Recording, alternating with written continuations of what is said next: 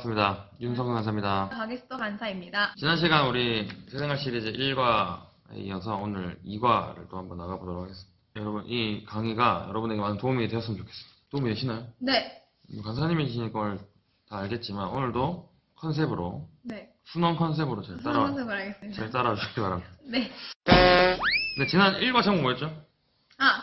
함께하는.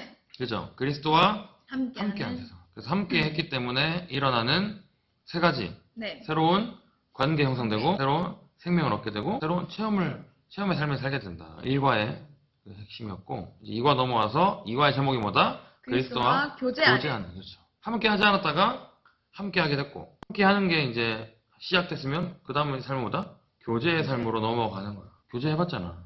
네. 맞죠? 뭐 오늘부터 사귀는 거다. 오늘부터 교제하는 거다. 하고 이거 만나고. 그렇지. 만나고 연락하고. 대화하고 맛있는 거 먹고 데이트하고 같이 기도도 하고 하잖아요. 네. 우리 하나님과 예수님과 함께 하기로 해놓고 그 이후의 삶은 어떻게 되는 거지?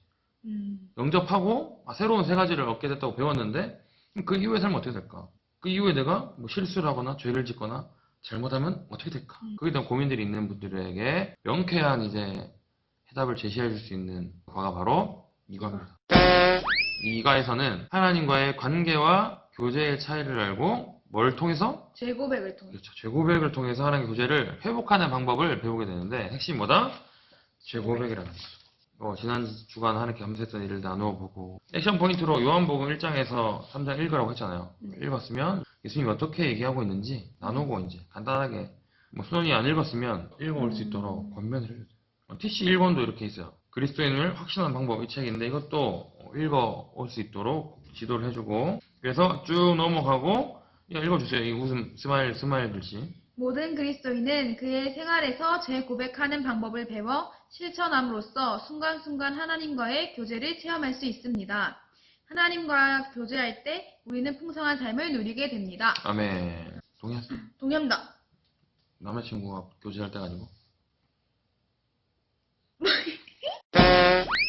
죄를 지으면 어떻게 해야 되나? 당신이 예수 그리스도를 영접했을 때 당신은 하나님과 개인적인 관계를 맺은 것입니다. 즉 당신은 하나님의 자녀가 되었고 그분의 생명을 받았으므로 뭐다? 그리스도인이라. 그렇죠. 그리스도인이라 불리게 되었다. 그리스도인이 첫 번째 우리 일과에서 뭐라 했죠? 뜻?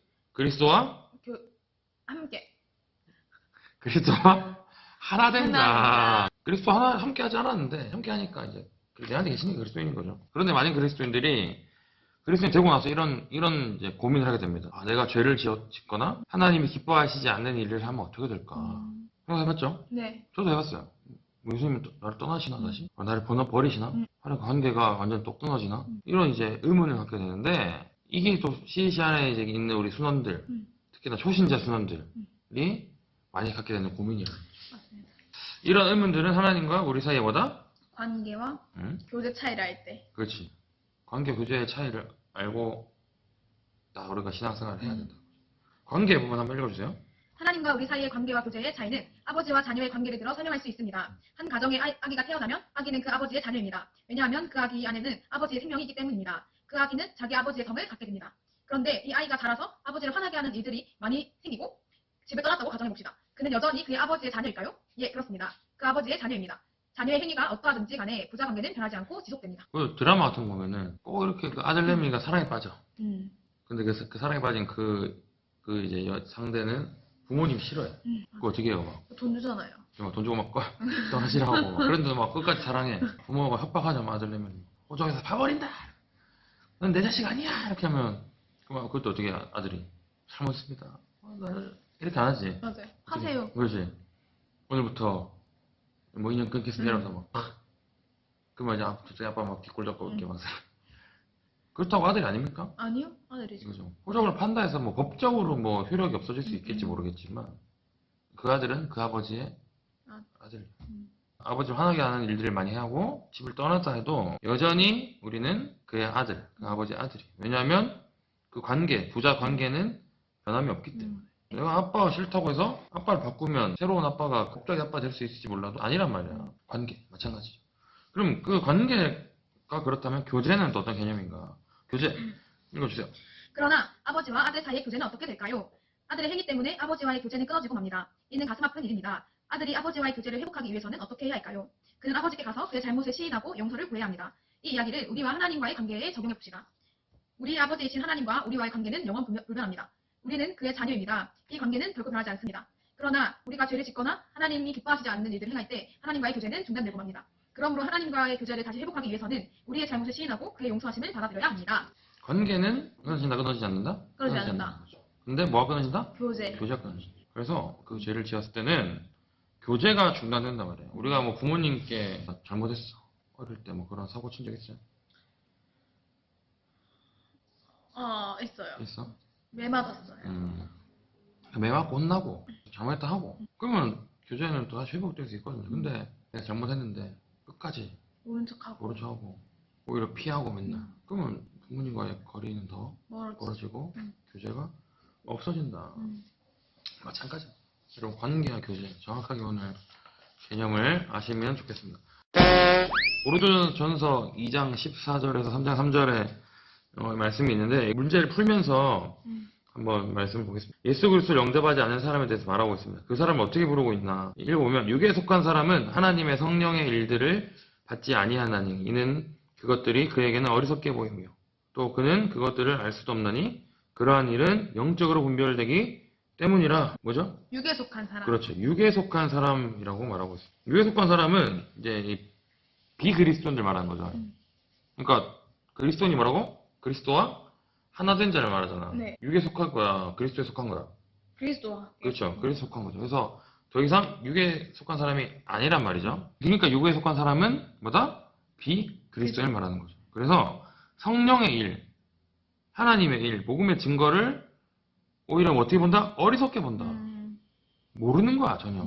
영적인 일을 아무것도 모르는 거고, 영적인 일들을 알 수도 없고, 깨달을 수도 없다. 왜? 육에 속해 있기 때문에. 우리는 다 알 수가 없어. 지금도 알 수가 없어요. 우리 연약한 인간이 어떻게 완전하신 하나님을 존재를 어떻게 알 수가 있을까? 완벽하게 모르죠. 근데 지금 우리가 믿음으로 받아들이고, 그렇게 믿음으로 나아갔기 때문에 우리가 그리스도인이 된 거고, 그렇게 여김을 받은 거고, 그렇게 우리가 살아가는 거지. 그러니까 세상 사람들은 그리스도인들을 어떻게 평가해? 저 어리석은 것들. 특히 지금 이 시국에 교회 다닌다, 뭐 예배 간다, 이런 말하면 다, 저 바보들, 저 난들놈들 이렇게 얘기하는 게 얼마나 지금 안타까운 현실이야. 근데 성경은 그렇게 얘기하고 있어요. 당연한 현상이라고. 그게 특별한 일이 아니에요. 알겠죠? 네. 그게 바로 육에 속한 사람들의 태도라. 두 번째, 고린도전서 2장 15절에는 예수 그리스도를 영접하고 그리스도 중심으로 사는 사람에 대해 말합니다. 그 사람은 어떻게 부르고 있습니까? 신령한 자는 모든 것을 판단하나 자기는 아무에게도 판단을 받지 아니하느니라. 누구? 어떻게? 신령한 자. 그렇죠. 신령한 자라고 얘기하고 있어요. 이 신령한 자는 예수 그리스도를 영접해서 그분의 말씀과 뜻을 따라 살아가는 사람을 말하는데 예수를 영접하면 뭐가 된다? 그리스도인. 그리스도인은 이꼴을 뭐다? 신령한 자란 말이에요. 동의하십니까? 완전요. 그러니까 모든 그리스도인들은 다 어떤 사람이 돼야 돼? 신령한 사람이 돼야 돼. 신령한 사람이 뭐다? 그리스도의 뜻을 따라 살아가는 거. 그리스도인은 뭐다? 그리스도의 뜻을 따라 살아가는 거. 뜻이 아닌 거. 하나님 기뻐하시지 않는 거. 즉 죄를 따라가는 삶이 아니라 하나님의 뜻, 하나님 기뻐하시는 삶을 살아가는 이게 신령한 자라는 거죠. 네. 즉 성령 충만한 사람이다. 성령 충만한 사람은 신령한 사람이다. 신령한 사람은 그리스도이다. 이 개념을 여러분 딱 머릿속에 잘 정리하시길 바랍니다. 네. 신령한 자는 모든 것을 판단하나 자기는 아무에게도 판단을 받지 않는다. 이게 무슨 말일까요? 나 마음대로 막 판단하고 막 이렇게 할 수 있고 난 판단 못 받거든 막 이렇게 하는 건가요? 아니요. 여기 때 이제 보시면은 신령한 사람은 성령의 가르침을 받아 하나님 말씀하신 구원에 관한 진리를 깨닫고 그 외에 다른 구원의 길이 없음을 안다. 그러므로 영적 진리를 알지 못하는 세상 사람들이 구원에 대해 어떻게 말하든 신령한 사람은 이것에 영향을 받지 않는다. 영적 진리를 알지 못하는 세상 사람들이 구원에 대해서 어떻게 말하든 아까 어리석은 바보들 그런 거에 상관없이 신령한 사람은 하나님의 길, 예수님의 길을 따라가는 사람이다. 우리 모두가 신령한 사람이 돼야 됩니다. 아멘. 아멘. 세 번째, 고린도전서 3장 1절에는 예수 그리스도를 영접했으나 자아 중심으로 사는 사람에 대해 말합니다. 그 사람은 어떻게 부르고 있냐? 형제들아, 내가 신령한 자들을 대함과 같이 너희에게 말할 수 없어서 육신에 속한 자, 곧 그리스도 안에서 어린 아이들을 대함과 같이 하노라. 아까 육에 속한 사람이랑 육신에 속한 자랑 조금 달라요, 개념이. 여기서는 예수님을 영접했으나 여전히 죄성을 가지고 있는 그리스도인 신령한 삶을 사는 것이 아니라 예수님을 영접하고 그리스도인이 되겠다고 작정했지만 여전히 육에 속한 사람들과 다를 바 없는 삶을 살아가는 사람을 육신에 속했다라고 얘기해요. 그래서 우리가 그리스도인 예수님을 몰랐던 우리가 예수님을 딱 믿고 나면 그리스도인이 되잖아. 근데 그래서 그리스도인은 둘 중에 한 개라는 거죠. 무슨 그리스도인? 신령한 자, 성령 충만한 그리스도인이거나 육신에 속해서 여전히 죄 가운데 있는 그리스도인이거나. 굉장히 아이러니한 이 두 개가 우리 앞에 있는데 우리는 무엇을 무엇을 추구하며 살아간다? 성령 충만한 신령한 자의 삶을 살아간다. 그래서 우리가 지금 이 신령한 성령 충만한 그리스도인이 아니라 육에 속한 그리스도인이라면 오늘 이 이과를 통해서 완전히 돌이켜야 된다는 것이죠. 이게 이과를 배운 이유예요. 명강신해. 감사합니다. 밥을 먹지 못하고 젖 먹는 아이와 같다. 무슨 뜻일까요? 말 그대로. 밥을 먹어야 되는데 여전히 지금 분유만 먹고 있는 거야. 애가 어린이가 됐는데 밥은 먹고 해야 되잖아. 아, 계속 분유만 먹는 거야. 왜? 밥 주면 어떻게 한다? 다 이게 감당을 못하는 거지. 소화를 못 시키니까. 사도 바울이 내가 여러분 신령한 자에게 하듯이 여러분이 밥을 주면 여러분이 소화를 못하니까 바울이 굉장히 지금 배려 있게 지금 하는 거죠. 이 어린아이 같은 그리스도인이 많다는 거죠. 그 CC 안에도 우리 순원들 중에 아직 여전히 이 어린아이 같은 우리 순원들이 있는데 우리 수녀님들이 이 순모임을 통해서 잘 이렇게 인도하셔야 돼요. 육에 속한 사람의 삶 속에는 그리스도가 계시지 않지만 성령의 사람과 세상적인 그리스도의 삶 속에는 모두 그리스도가 계십니다. 그들은 그리스도인입니다. 그러나 그들은 차이가 있다는 거죠. 예수님을 영접하면 그 순간 우리는 그리스도인이 되는데 육에 속한 사람이랑은 뭐다? 빠이빠이야. 이제 더 이상 상관이 없어. 그럼 둘 중에 한 개라는 거죠. 세상에 속해 있거나 성령에 속해 있거나. 그래서 여러분 이 너무 잘 아는 이 그림, 이 뭐 시멘이라면 당연히 알고 있어야 될 그림. 첫 번째 그림, 제일 왼쪽에 있는 그림 무슨 그림이죠? 육에 속한 사람. 이게 뭐 설명을 한번 해주면 이 동그라미는 우리 인생을 나타냅니다. 그리고 이 가운데 있는 의자는 내 인생의 왕좌, 중심. 그리고 나는 나고 십자가는 예수님. 점들은 뭘까요? 일들, 내 삶에 그렇지. 일어나는 일들. 내 삶 속에서 일어나는 여러 가지 이제 일들인데 딱 그림 보면은 육에 속한 사람은 비그리스도인인데 맞죠? 네. 관계가 있다 없다? 없다. 예수님이 지금 내 인생 안에 있어 밖에 있어? 밖에. 밖에 있어. 당연히 관계가 없으니까 교제도 저도. 없죠. 이게 육에 속한 사람. 우리 모두가 다 이 상태였다는 거죠. 우리가 모태신앙이든 뭐 상관없이 다 우리는 예수님을 인격적으로 내 주님을 영접하기 전에는 내가 아무리 교회를 열심히 다녔을지라도 이 상태였다는 거죠. 근데 우리가 믿음으로 예수님을 받아들이고 믿고 나아갔을 때 딱 넘어온다는 거지. 오른쪽으로. 자, 두 가지 그림이 있습니다. 네. 가운데 있는 그림 뭐죠? 신령한 자. 맞죠. 신령한 자. 성령 충만한 사람. 이 그림을 설명해보세요. 어떤 느낌이에요, 지금? 이제 이제 이 십자가가 제 이 삶에 들어왔어요. 들어와서 또 저희 마음의 왕자에 하나님 십자가가 앉아 있고 저는 밑에 내려와서 그 삶을 맡깁니다. 맞아요. 그렇게 되니 제가 살아간 일들이 진짜 탁탁탁탁탁 뭐라 표현하죠? 하나님의 계획과 일치된 삶을 사는. 일치된 삶. 예수님이 내 삶의 주인이야. 예수님이 나를 로봇으로 만들고 말고 왔다 갔다 갖고 노는 게 아니라 가장 풍성한 삶으로 내 삶을 인도하신단 말이에요. 사람이 우리 수도를 사랑하기 때문에 수도가 더 풍성한 삶을 누릴 수 있도록 하나님이 인도하시기 때문에 그 하나님이 선하신 계획을 갖고 있단 말이죠. 우리 모두에게. 그래서 우리는 내 삶을 인도하고 계신 분에게 모든 걸 맡기고 순종하며 나아가면 그 선하신 분이 내 삶을 인도하시기 때문에 나를 향한 선하신 계획대로 내 삶을 인도하실 거예요. 그래서 내가 내 노력, 내 수고, 내 의지 그렇게 악착같이 내 팔 내가 흔들고 살아가는 게 아니라 진짜 예수님의 그 선하신 인도하심을 따라 순종하는 삶. 그 따라갔더니 하나님의 계획과 일치되는 삶. 얼마나 아름답고. 그래서 관계도 있고 교제도 있는 거야. 근데 대부분의 그리스도인들은 그런 삶을 못 살고 있다. 대부분 우리 그리스도인들은 여러분이 세 번째 그림으로 살고 있다는 거죠. 맞죠? 이게 가장 안타까운 현실이다. 보시면은 제일 왼쪽에 육에 속한 사람이랑 이 육신에 속한 사람이랑 뭐 한 개만 달라요. 뭐가 다릅니까? 그 십자가가 그러니까 예수님을 영접했냐 안 했냐. 그렇죠. 십자가 내 인생에 들어왔냐 안 들어왔냐 이 차이인데 문제 낼게요 여러분. 그러면 이 두 개 중에 있잖아요. 그냥 딱 봤을 때 뭐가 더 좋아 보여요?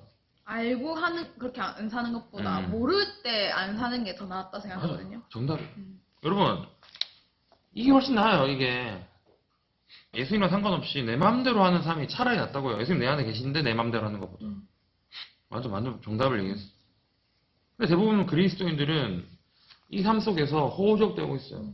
얼마나 불쌍한. 예수님을 믿고 따르겠다고 영접하고 막 눈물 콧물 흘리면서 기도하고 막 은혜의 시간이 분명히 있었음에도 불구하고 여전히 내 삶 속에는 예수님과 상관없는 삶을 살아가는 거는 얼마나 찝찝한데 얼마나 마음에 캥기는 게 많겠어요. 관계는 있어요. 예수님과 관계는 있고 예수님을 알고 있고 믿고 있다고 말하지만 교제가 다 끊어져. 요즘에 그 지금 요즘 유행한 드라마 뭡니까? 분명히 자극적인 부부의 세계. 네, 부부세계. 그거 막 욕하면서 본다는데 사람들. 저는 안 봅니다. 참고로 안 보는데. 근데 그게 바람 피는 거잖아요. 바람 피는 거. 남편이 있어. 아내가 있어. 근데 또 다른 사람이 바람을 펴. 그 바람 피는 사람의 마음은 어떨까? 우리가 예수님과 교제하기로 해놓고 딴 사람 교제. 남자친구 있는데 딴 사람 교제. 그 남자친구 앞에서 막 모르게 맨날 숨기고 조심스럽게 아닌 척하고 이렇게 하는 그거 하고 있다고 우리가 지금. 이 세 번째 육신에 속한 자는 그러한 지금 소위 말해서 외도하고 불륜을 저지르고 있는 거랑 비슷하다. 깊이 있게 이과하면서 고민하셨습니다. 그래서 이 그림을 설명함으로써 이 오른쪽에 있는 여러 가지 질문들이 사실 다 지금 얘기가 됐고요. 자, 이 마지막 읽어주세요. 세 번째 그림. 세 번째 그림의 세상적인 그리스도인은 하나님과 관계를 맺고 있지만 교제는 끊어진 상태입니다. 그는 자신의 죄를 고백함으로 하나님과의 교제를 회복할 수 있습니다. 이제 죄 고백하는 것에 대해 살펴봅시다. 아, 그럼 내가 실수했어. 내 안에 예수님 계시지만 죄로 넘어질 수 있고 또 이렇게 뭐 하나님 기뻐하시는 일을 할 수 있는데 그럼에도 불구하고 예수님은 어떻게 하신다? 우리를 돌아오길 원하신단 말이에요. 그 돌아가려면 어떻게 된다? 죄 고백해. 죄를 고백해. 그 교제를 회복하려면 죄 고백을 해야 되는데 죄 고백을 우리가 한번 배워보겠습니다. 죄 고백하는 법 딱 물어보면 거의 뭐 열에 뭐 9번 딱 얘기합니다. 뭐죠? 동감해. 그렇죠. 동감해. 죄 고백은 이 말씀에서 이제 시작되는데 요한일서 1장 9절. 만일 우리가 우리 죄를 자백하면 그는 미쁘시고 오르사 우리 죄를 사하시고 우리를 모든 불의에서 깨끗하게 하실 것이요. 아멘? 아멘. 죄를 지었을 때 어떻게 해야 된다? 그럼 죄 고백해야 된다. 그렇죠. 우리가 죄를 지었을 때 만일 우리가 죄를 뭐 해야 된다? 자백하면 죄 지어놓고 모른 척하고 입 다물고 아 알아서 봐주겠지. 이해해주겠지. 그럴 수도 있다고 생각해주겠지가 아니라 즉시로 그 죄를 고백. 자백해야 된다는 거예요. 고백해야 된다는 거예요. 그렇게 고백했을 때, 그렇게 고백하면 어떻게 된다? 하나님께서 우리 죄를 용서하시고 우리를 모든 불의에서 깨끗하게 하실 거라고 어디에 기록되어 있어요? 성경 말씀에 약속하셨단 말이야. 그 죄로 인해서 여러분 고민하고 힘들어하고 그렇게 여러분 낙심해 있는 우리 씨들이 있다면 지금 여러분 즉시로 자백하며 나아갔으면 좋겠습니다. 그렇게 죄를 고백하면 하나님은 우리의 모든 죄를 깨끗게 하심으로 우리는 하나님의 교제를 회복할 수 있다. 내가 딱 죄를 지었을 때 이게 죄인지 아닌지 누가 제일 먼저 알아요? 내가. 하나님이 제일 먼저 하나님 알고 잘 알죠. 그 다음에 내가 알아. 네. 맞죠? 근데 우리가 그거 알면서도 그 죄의 그 유혹을 그 달콤함을 끊지 못하는 경우가 많아요. 많잖아요. 수많은 그리스도인들이. 근데 교회는 가야겠어. 근데 뭐 예배는 드려야겠어. 교회 갔어. 요새 난 죄 가운데 있었는데 예배 됩니까? 사람들 집중이 안 되죠. 집중도 안 되고 짜증나고 찬양도 막 전혀 막 부르기 싫고 기도하기 싫고 계속 핸드폰 만지고 싶고 예배 안 됩니다. 맞죠? 왜? 내가 죄 가운데 있으니까. 찝찝하거든. 엄청 찝찝함. 근데 그 찝찝함에서 우리가 죄를 고백할 때 우리의 모든 그 찝찝함을 어떻게 하신다? 깨끗하게 하신다. 그래서 예배 드릴 때 더 즐겁게, 찬양할 때 더 즐겁게, 기도할 때 더 간절하게 할 수 있다는 거죠. 뭐 할 때? 죄를 고백할 때. 죄를 고백하는 거에선 세 가지 요소가 있는데 첫 번째보다 동의. 우리가 죄를 고백할 때 뭐 한다? 먼저 죄를 지적해 주신 하나님께 동의합니다. 그렇죠. 여러분, 저는 이제 농구를 좋아해요. 운동 중에. 농구 하다가 격렬한 운동이니까 파울이 많이 나와. 그래서 농구 경기를 보면 심판이 파울을 다 불어. 삐 불어서 파울 지적을 한단 말이야. 그럼 파울 한 선수가 어떻게 해야 되게? 아니라고 해야 돼요? 아니라고 하면 안 돼. 동의를 해야 돼요? 무조건 농구 선수들은 막 축구도 비슷한데 파울 지적당하면 인정한다는 사인을 보내야 돼. 아무리 해서 너 막 싸우고 막 내가 왜? 나 아니야. 그러고. 서정훈 씨가 예능이 아니라 한국 농구 레전드 오 레전드예요. 그거 그냥 연예인으로 알고 있지만 근데 선수 시절에 엄청 이렇게 심판한테 잘 따지기로 유명했거든요. 너무 파울 많이 당하고 막 억울한 게 많은 선수인데 어쨌든 그 하도 파울 인정 안 해갖고 인정도 안 하고 막 또 막 따지고 이래갖고 심판한테 맨날 테크니컬 파울 많이 먹었어. 그러면 뭐해? 벌금 물어. 아, 벌금 물어요. 아. 징계 먹어. 마찬가지. 죄를 딱 하나님이 우리에게 죄를 딱 지적하셨어. 내 마음을 통해서 주변 사람을 통해서 말씀을 통해서 환경을 통해서 하나님 다음으로 우리가 제일 먼저 알아야 죄인지. 아, 그때 내가 어떻게 해야 된다? 죄 동의합니다. 죄를 인정합니다. 근데 인정 안 해요. 죄 아닌데. 아, 이 죄 뭐야? 이렇게 하면 하나님 어떻게 한다? 징계 날아올 수 있어요.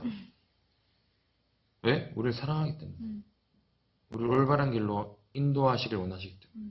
두 번째, 예수 그리스도를 십자가에 죽게 하심으로 하나님께서 우리의 죄를 용서하심을 믿고 감사한다. 동의했어. 아, 날 죄를 지적하셨어. 그 죄를 나도 인정합니다. 동의합니다. 어떻게 하죠? 이 죄 어떻게 하죠? 하나님께서 예수님을 통해서 이미 내 과거와 현재와 미래의 모든 죄까지 다 예수님의 대속하심으로 죽으심으로 그 죄가 해결되었다. 깨끗하게 되었다. 라는 것에 대해서 뭐 한다? 감사한다. 그래서 우리는 범사에 감사할 수 있는 거죠. 가장 내 인생의 가장 큰 감사는 내 죄를 해결하셔서 내가 하나님과 교제가 회복되고 내가 그 영원한 생명을 얻게 된 것이 가장 감사해야 될 일이잖아요. 네. 아멘? 아멘. 여기까지는 동의 감사까지는 사실 좀 쉽다. 마음으로 우리가 하면 되니까. 근데 진짜 중요한 게 세 번째예요. 바로 뭐다? 회개. 그죠. 회개. 고백에는 또한 회개가 포함됩니다. 읽어주세요, 여기. 회개란 우리의 태도를 바꾸는 것인데 그 결과로 행위의 변화가 뒤따르게 되는 것을 말합니다. 아멘. 뭘 바꾼다? 태도. 그렇죠. 우리의 태도를 바꾼다. 앞에 동의와 감사는 지적해 주신 거에 대해서 마음으로 그리고 또 그 회복시키고 깨끗하게 하신 거에 대해서 감사함으로 이렇게 나아가면 되고 그렇게 마음을 먹으면 되는 건데 세 번째 뭐다? 삶을, 행동을, 태도를 바꿔야 된다는 거죠. 얼마나 어렵냐. 어려운 거. 저도 이제 운동을 해야 된다. 건강관리 해야 된다. 건강관리 안 하면 계속 몸이 안 좋아질 거다. 나이 먹을수록 더 이렇게 약해질 거다. 들어! 운동해야 되겠구나. 근데 안 해. 그럼 될까요? 안 되죠. 마음 먹고 결단하고 막 이런 것들이 백날 해봤자 행위가 없으면 그래서 안 돼. 이게 안 돼. 성립이 안 되는 거, 완성이 안 되는 거죠. 그러니까 사실 죄 고백에 가장 중요한 건 뭐다? 그 태도가 바뀌는 회개. 회개가 없으면 그 앞에 있는 앞에 두 가지는 진짜 무색해지는 거예요. 그만큼 어려워요. 그만큼 어렵고 뭐 어떤 순장들은 막 고통스러워해. 처절하게 그걸 바꿔보려고 맞아. 하는 그 처절함이 사실 필요해. 근데 그렇다고 내 힘으로 그것을 이게 아니라 오기를 부리는 거 아니고 그건 이제 뒤에 이제 여러분 3과에 좀 더 정확하게 나오는데 중요한 건 회개다. 지금 당신의 죄를 고백하는 시간을 가지십시오. 그래서 순원과 함께 기도하는데 뭐 기도를 순원의 그 은밀하고 막 그런 죄를 막 다 막 하게 할 필요는 없고 진실되게 할 수 있도록 우리 선생님들이 잘 이렇게 인도하시고 가능하다면 선생님이 먼저 죄를 고백하는 기도를 먼저 한번 보여주면 같이 기도해주면 순원이 또 이렇게 하는 거구나. 이렇게 해서 요한일서 1장을 또 읽게 하고 TC 2권을 하나님의 사랑과 용서를 체험하는 방법을 읽어오게 하면서 이거를 잘 마무리하시면 되겠습니다. 아시겠죠? 오늘 정리하면 이거의 핵심 뭐다? 관계와 교제. 그렇지. 관계의 교제를 아는 건데 관계는 끊어질 수 있다 없다? 관계는 없다. 근데 뭐가 끊어진다? 교제는 끊어진다. 교제가 끊어질 때 우리가 어떻게 된다? 죄를 고백해야 고백함으로써 교제를 회복해야 되는데 그 죄 고백에는 뭐가 있다? 동의, 감사, 회개. 동의가 뭐다? 그 동의하는 내 죄에 대한 동의. 그렇죠. 죄를 지적해 주는 거예요. 동의. 그다음에 감사는 이미 죄를 사하여 주심에 감사. 그렇지. 내 모든 죄를 이미 예수님이 사해 주신 거에 감사. 세 번째, 회개. 삶의 태도가 바뀌는 그렇죠. 회개. 태도, 행동, 변화가 따라오는 거. 이 세 가지를 여러분이 가르쳐 주시고 수원에게 이렇게 죄를 고백하는 걸 알려주시면 되는데 그 알려주는 거 가장 잘할 좋은 방법은 뭘까요? 그 알려주는 거에 대해서 선장님이 수원한테 죄 고백을 가장 정확하게 알려주는 방법. 제가 먼저 보여주는. 그렇지. 내가 먼저 죄를 고백하는 것을 보여주는 거예요. 그래서 아까 여러분 죄를 고백하는 기도할 때 뭐 허심탄회한 얘기를 했으면 좋겠어. 마음으로 짓는 죄가 거의 90%일 거고, 형제들 뭐 눈으로 짓는 죄들, 뭐 그리고 또 대부분 뭐예요 또? 말로 이제 대부분 이게 다 죄거든. 다 악한 하나님 기뻐하시지 않는 거잖아요. 그리고 이게 제일 안 고쳐지는 것들인데 이것들을 먼저 수녀님들이 허심탄회하게 나도 이러한 죄들이 있어. 나도 여전히 이거 씨름하고 있어. 근데 하나님께서 이미 이걸 사해 주셨고 나는 내가 회개로 난 돌이킬 거야. 먼저 고백하면서 딱 둘이 약속하고 우리 이거 이겨내자. 이렇게 하면서 딱 숙모임 끝내고 다음 주에 딱 만났을 때 어떻게 됐어 어떻게 됐어? 수녀님 제가 이 회개했어요. 저는 회개를 경험했어요. 회개를 경험하면 여러분 그 죄의 달콤함이 기억이 날까 안 날까? 안 나요. 여러분 제가 해주는 짬뽕을 막 너무 맛있게 먹었어. 제가 그냥 해준 건데 그냥 내 맘대로 해준 건데 맛있대. 근데 저기 이연복 셰프가 하는데 가서 딱 먹었어. 엄청 맛있을 거 아니야. 와 대박. 내가 해준 게 기억 날까요? 나죠. 아니 나는 안 된다니까. 나면 안 돼. 짬뽕은 나면 안 나죠. 돼. 그래서 어쨌든 죄가 엄청 달콤해서 죄가 기억나요. 맞아요. 근데 더 중요한 건 이 죄보다 더 달콤한 성령의 능력, 성령의 충만함, 회개의 그 달콤함을 경험하시는 우리 모든 시민들 되었으면 좋겠습니다. 네. 감사합니다. 안녕! 안녕.